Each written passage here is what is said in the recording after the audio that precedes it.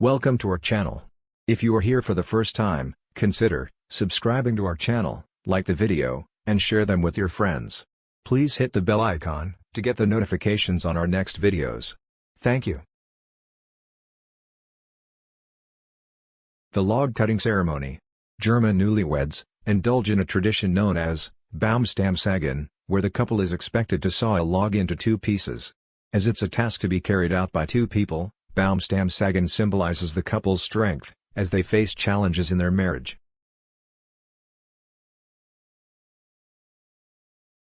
In Brazil, it is customary for brides to write the names of their single female friends on the hem of their wedding dress. Greek brides do this too, but on the soles of their shoes.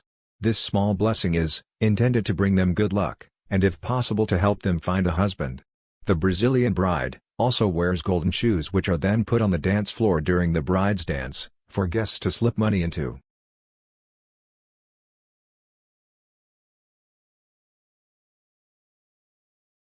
In Italy, nuts are given to newlyweds. Many of us think of confetti as colorful bits of paper, however, in Italian confetti actually refers to sugared almonds. Wedding guests receive these as favors at the reception, and they are used to being thrown at the bride and groom. But now they have been replaced by coriandoli, the tiny scraps of paper.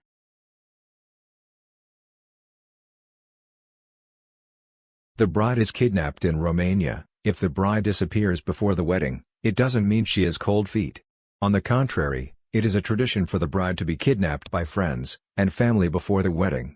Just like roleplay, to get the bride back, the groom has to pay her ransom. It could be through romantic gestures, or filling her glass with champagne.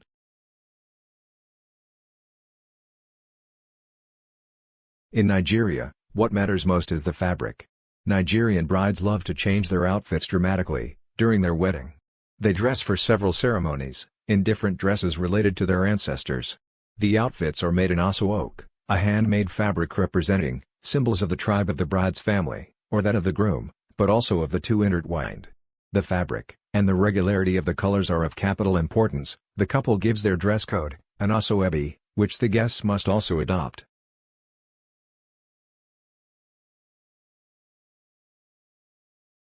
In Austria, marriages are explosive.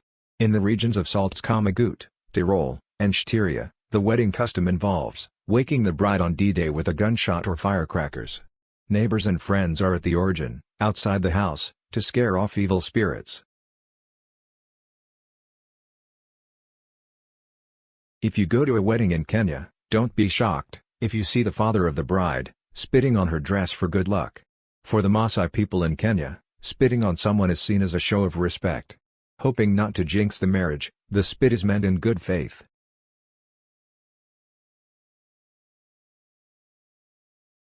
In a traditional Hindu wedding in India, it's a custom for the groom to remove his shoes before sitting for the furs. It is during this time that the tradition of Juta Chapai takes place.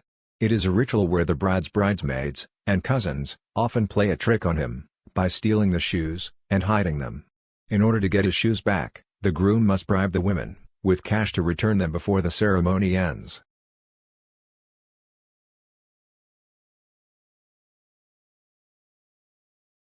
While shedding a few tears at a wedding ceremony is common everywhere. In some parts of China, the bride is required to practice crying. A month before the ceremony, Tujia brides are expected to cry for 1 hour each day. 10 days into the ritual, she is joined by her mother, and 10 days after, the bride's grandmother joins in too. Known as Zuotang in the western Sichuan province, the ritual dates back to China's Warring States era when the mother of a Zhao princess broke down in tears at her wedding.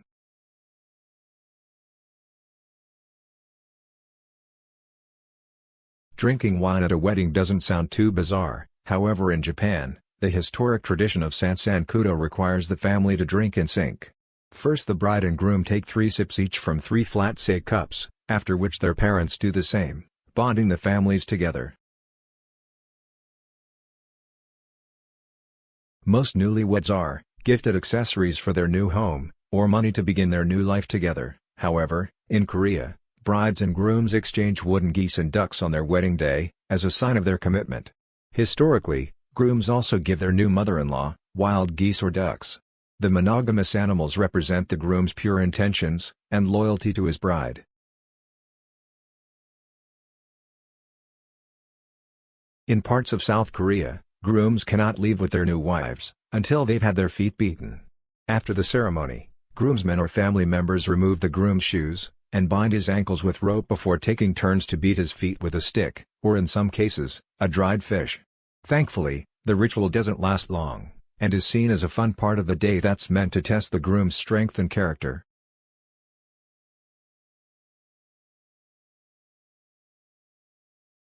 The sake ceremony, called Sansankudo, meaning 339 times, is one of the oldest traditions in Japan, dating back to the 17th century. Rather than exchanging vows, the spouses and their parents drink sake, 3 times each, from 3 bowls of different sizes. The first round represents the alliance between the 2 families. The next 3 sips symbolize hatred, passion and ignorance. The last 3 sips symbolize liberation from old sins. The 3 is a lucky number, and these 9 sips are therefore intended to attract triple happiness.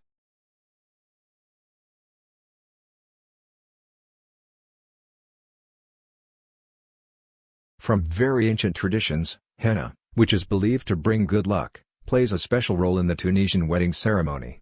Before saying yes to each other, the couple is celebrated during the 6 days preceding the big day. In the first henna ceremony, the paste is applied in intricate patterns of flowers and butterflies to the bride's hands and feet by a woman and her family.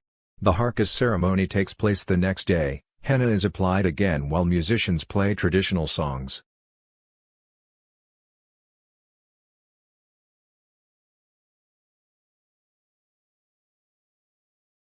In some regions, the Russians accompany the high dowries with the abduction of the future bride by her parents. Her future husband must then take up a series of challenges designed by his future in-laws to find her, that is to say, the vykup nevesty, payment of the ransom, and thus prove his love. If he does not manage to meet all the challenges, the bride-to-be pays the bridesmaids in flowers, chocolate, or cash.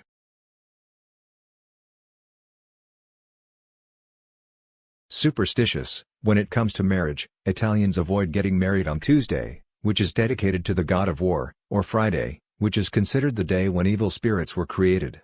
Also avoid the months of May and August, as well as the pre-Christmas period and Lent. To end on a lighter note, among the wedding traditions in Italy, one of them consists in surprising the bride with a serenata. The groom is then under the balcony of his beautiful the night before the wedding.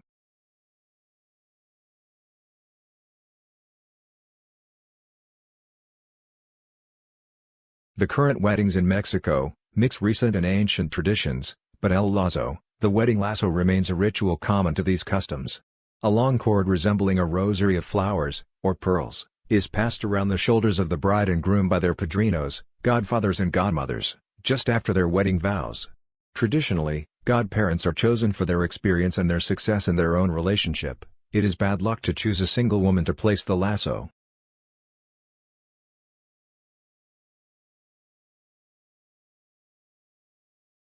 The morning choir is the originality of the wedding custom among the Tujia, a people of China. Bridegroom crying is a tradition in which the bride-to-be cries to symbolize her grief at leaving home and her gratitude to her parents. Often the bride-to-be begins to cry a month before her wedding, and mothers, grandmothers, sisters, and aunts join in the ceremony.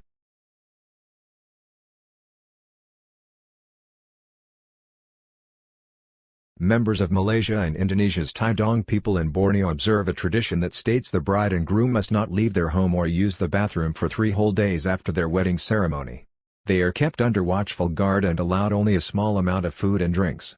Not observing the ritual is said to tarnish the bride and groom with bad luck, often resulting in infidelity, the breakup of their marriage, or the death of their children.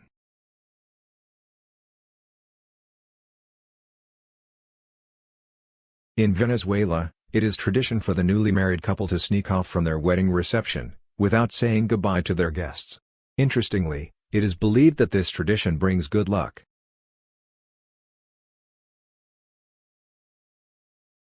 All single ladies, you'll love this wedding tradition in Peru. A traditional Peruvian wedding cake has ribbons hanging out around the sides. Each ribbon is attached to a charm inside the cake. However, one special ribbon is attached to a replica wedding ring. If you're served the wedding ring-filled slice of cake, Peruvians believe that you're next in line to get married.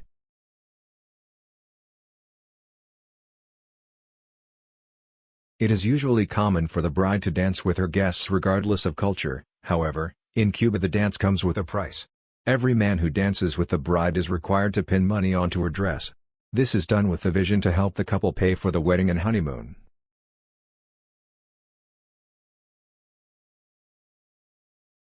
An Australian wedding ceremony might feature the tradition of a unity bowl. Upon arrival, guests are given stones which they are required to hold during the ceremony. When it's over, guests then place the stones in a decorative bowl that the couple keep on display in their home, paying tribute to their friends and family who attended.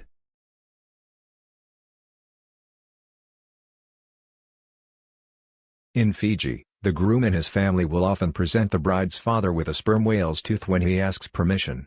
Though this practice is more common in rural areas, it's practiced all over Fiji. The tooth, known as a tabua, translates to sacred in Fijian.